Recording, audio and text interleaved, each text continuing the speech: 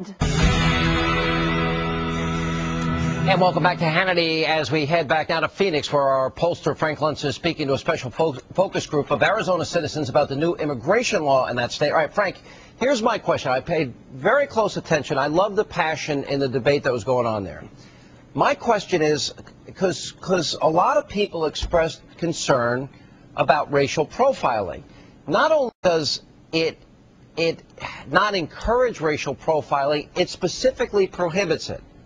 And I want to ask you, why did they understanding that, and that the president totally, completely mischaracterized the bill, and does that bother them?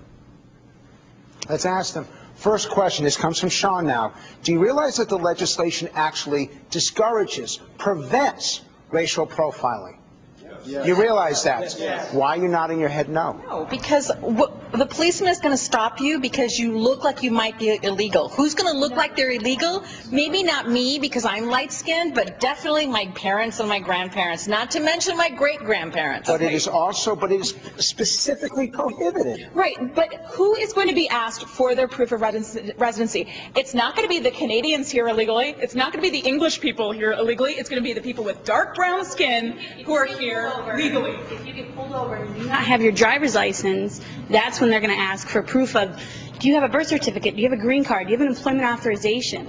Don't you think they should? That's not what? It's not in the amendment. It doesn't say you can't do that. I've been personally pulled over myself, and it wasn't because I was doing anything illegal. It was because I was a Hispanic woman driving a vehicle that was large enough to carry a lot of people, and they felt that it was necessary to search. There was no right to do. And you go ahead, Sid.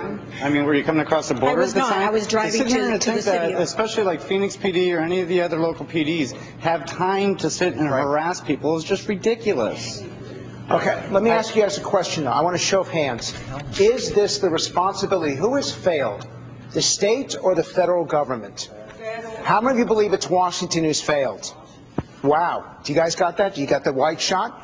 Everyone in this room, by the way, everyone hasn't agreed on anything since the Revolutionary War. So, Sean, clearly they understand, or they have Washington accountable for it. Yeah. What else can I ask them for you? Well, first of all, the president specifically mischaracterized this bill when he said, well, you walk into an ice cream shop with your kid, and they're going to be asking for your papers. Frank, there are 42 states that require that you have identification on with you, and when I get pulled over, one of the first things they do is they check and see if there is a warrant for my arrest. They do that for everybody. Let me go ahead. Okay, guys, 42 states require identification. What's wrong with Arizona requiring identification? Nothing's wrong with that. You have to be able to let law enforcement do their job, and you have to be able to identify people so you can identify people that are doing things illegal. And what about a law? And even if you were driving and pulled over, you're still required to carry some kind of documentation, whether it's... Here's the real problem. We've got 460,000 illegal immigrants in the state of Arizona right now. So let the police do the work. They're only going to stop people that are involved in crimes. Their job is to solve crimes. In my neighborhood, there's a section where there are day workers. The day workers I see harassed by the police all the time, yet the prostitutes on the other block are never pulled over by the police. And why is that? While they're Hispanic, the day workers. Are you calling the police racist? Yes, I am. Who would call the police racist in this room? That, you know, that is a very tough thing to say. I don't know what to say. Sean? Frank, last question. I want to run very quickly. I know you dialed up this ad. We have in Alabama gubernatorial candidate. His name is Tim Jones. Let's throw to this, and you dialed it, and we'll explain it when we come back. Yep. I'm Tim James. Why do our politicians make us give driver's license exams in 12 languages? This is Alabama. We speak English. If you want to live here, learn it. We're only giving that test in English if I'm governor. It's the businessman in me, but we'll save money. And it makes sense. Does it to you? 93 Republicans, 62 Dem. Those are big numbers, Frank. Sean, of all the ads we've tested, I don't think there's any that have been so controversial and done so well as this one. How many of you agree with that ad that English should be the primary language? Raise your hands.